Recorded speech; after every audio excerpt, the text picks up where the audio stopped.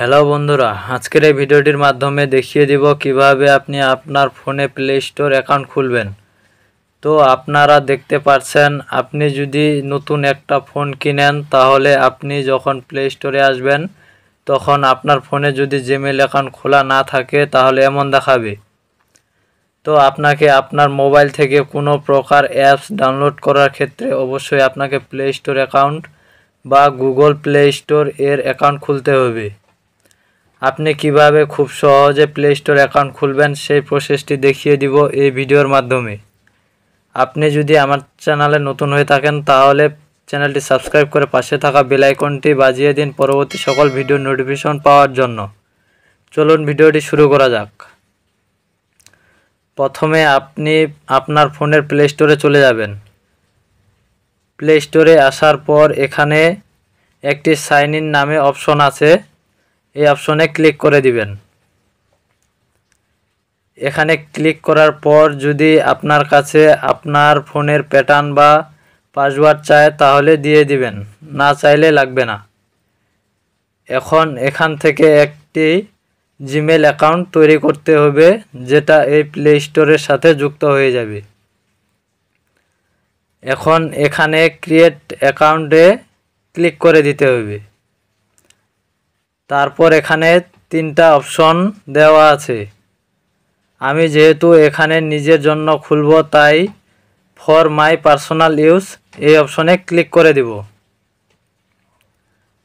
তারপর এখানে আপনার নাম দিয়ে দিতে হবে। এখানে ফার্স্ট নেম এর জায়গায় আপনার নামটি দিয়ে দিবেন, সারনেম এর জায়গায় আপনার পদবিটি দিয়ে দিবেন। নামগুলো বসিয়ে দেওয়ার পর নেক্সটে ক্লিক করবেন। নেক্সটে ক্লিক করার পর এখানে দেখতে পাচ্ছেন বেসিক ইনফরমেশন। এখান থেকে আপনার জন্ম তারিখ এবং জন্ম মাস এবং বছরটি বসিয়ে দিতে হবে। আমি আমার জন্ম তারিখ, মাস এবং বছর বসিয়ে দিচ্ছি।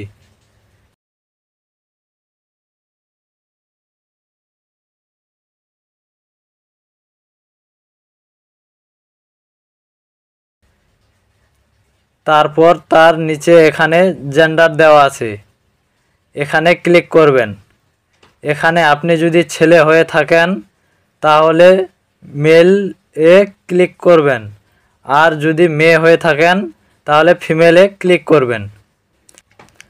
তারপর নেক্সটে ক্লিক করে দিবেন। নেক্সটে আসার পর এখানে ইউজার নেম দেওয়ার জন্য বলা হয়েছে। এই ইউজার নামটা হলো আপনার জিমেইল অ্যাড্রেসটা যেরকম দেখাবে ওইটাই হচ্ছে ইউজার নেম। এখান থেকে আপনি লেটার ইউজ করতে পারবেন, নাম্বার ইউজ করতে পারবেন এবং ফুল স্টপও ইউজ করতে পারবেন। এবং এটা এমন একটা ইউজার নেম দিতে হবে যেটা অন্য কেউ ব্যবহার করেনি। ইউজার নেমটি দিতে হবে একবারে ইউনিক। সেক্ষেত্রে আপনি আপনার প্রথম নামটি দিতে পারেন, সংখ্যা ইউজ করতে পারেন।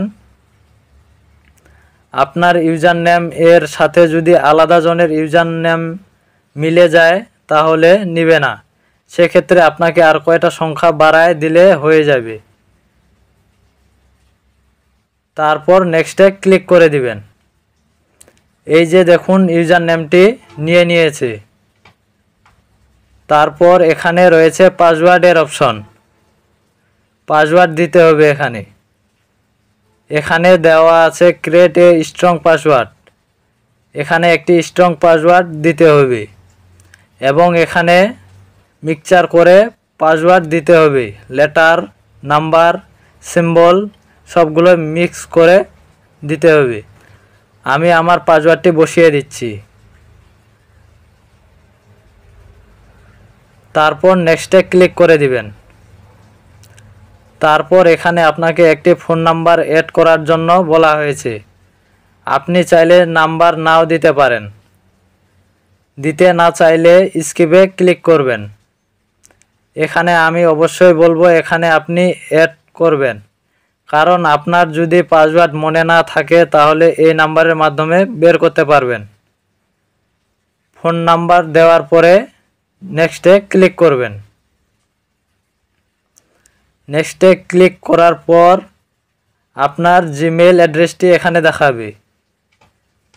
তারপর এখানে আবার নেক্সটে ক্লিক করে দিবেন। তারপর এখানে একটু নিচের দিকে আসবেন। এখানে আই এগ্রিতে ক্লিক করে দিবেন। আই এগ্রিতে ক্লিক করার পর একটু লোডিং হবে এবং এটি ফোনের সব জায়গায় সেট হয়ে যাচ্ছে, অর্থাৎ ইউটিউব, প্লে স্টোর সব জায়গায় অটোমেটিক সেট হয়ে যাবে।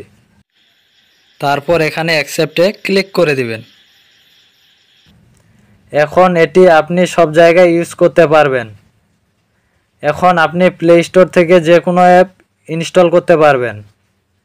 এভাবে আপনি খুব সহজেই প্লে স্টোরে ওপেন করতে পারবেন। ভিডিওটি ভালো লাগলে ভিডিওটিতে একটি লাইক এবং ভিডিওটি কেমন লাগলো তা কমেন্টের মাধ্যমে জানিয়ে দিতে পারেন।